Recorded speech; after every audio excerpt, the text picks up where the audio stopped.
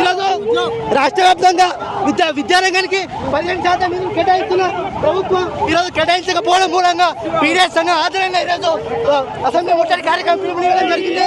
ఈరోజు తమ మేనిఫెస్టోలో ప్రకటించినప్పటికీ కూడా విద్యారంగానికి సరైన నిధులు కేటాయించకపోవడం మూలంగా ఈరోజు విద్యార్థి సంఘాలన్నీ విడుదల చేయాలి, స్కాలర్షిప్ ఫీజు రియంబర్స్మెంట్ వెంటనే. ఈరోజు పీడిఎస్ విద్యార్థి సంఘం ఆధ్వర్యంలో స్కాలర్షిప్ ఫీజు రియంబర్స్మెంట్ విడుదల చేయాలని చెప్పేసి డిమాండ్ చేస్తూ అసెంబ్లీ ముట్టడికి తరలి రావడం జరిగింది.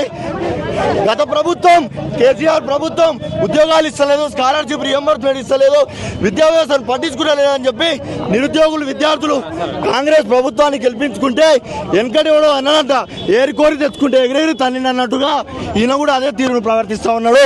ఇప్పటికైనా రాష్ట్ర ముఖ్యమంత్రి రాష్ట్ర ప్రభుత్వం స్పందించి స్కాలర్షిప్ ఫీజు రియంబర్స్మెంట్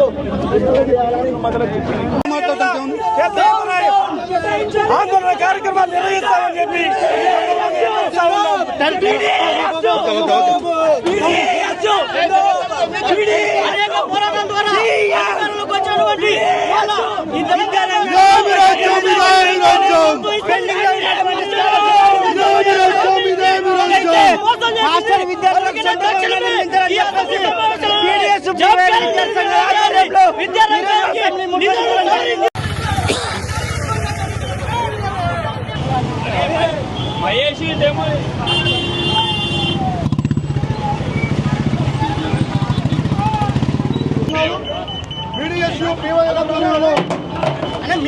పీవైల ఆధ్వర్యంలో చలో అసెంబ్లీ కార్యక్రమాన్ని తీసుకో ఉన్నాం.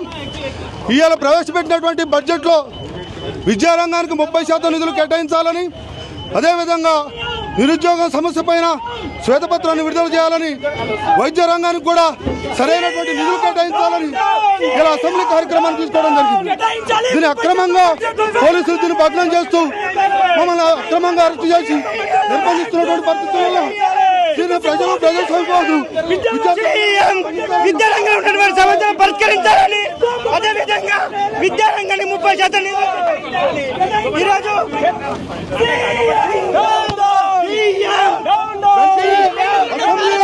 30% నిధులు కేటాయించాలని అదేవిధంగా